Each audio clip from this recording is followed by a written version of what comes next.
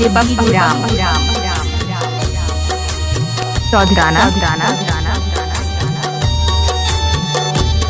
छोड़ के तू चल गइलू ए जानो हमके जब से,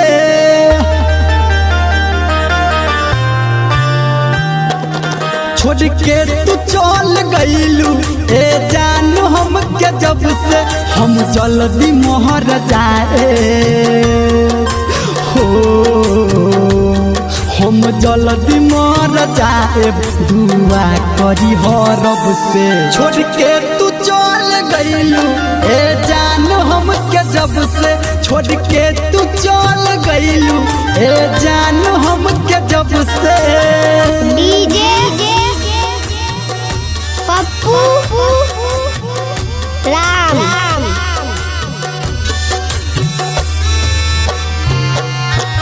घर चौधराना।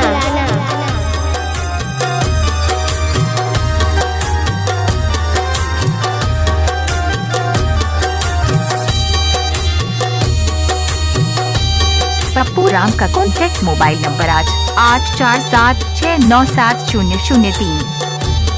मतलब के दुनिया में बा प्यार के ककद,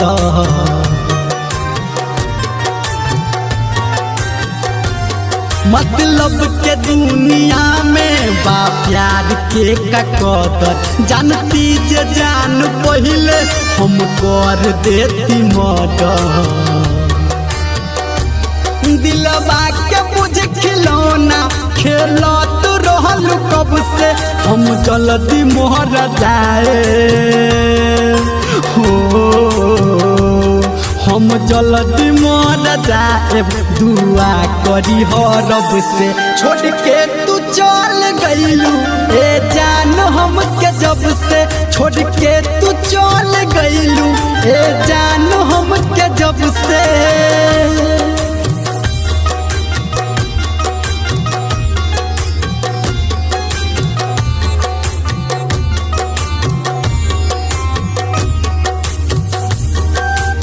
डीजे पप्पू राम चौधराना।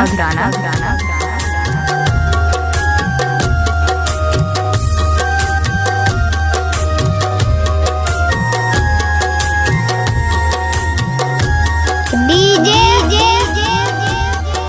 पप्पू राम घर चौधराना। का कमी रहे गोरी बोल प्यार में हो हमारा,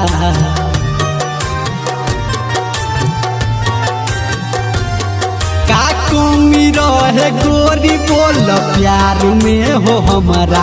निर्मलिया नाही बोल होई जान कुछ तोहरा, याद आवे सब कहानी हम भूल जाएब तब से, हम जल्दी मोहर जाए हो, हम जल्दी मोहर जाए दुआ करी हो रब से। छोड़ के तू चल गइलू ए जान हमके जब से, छोड़ के तू चल गइलू ए जान हमके जब से। डीजे पप्पू राम।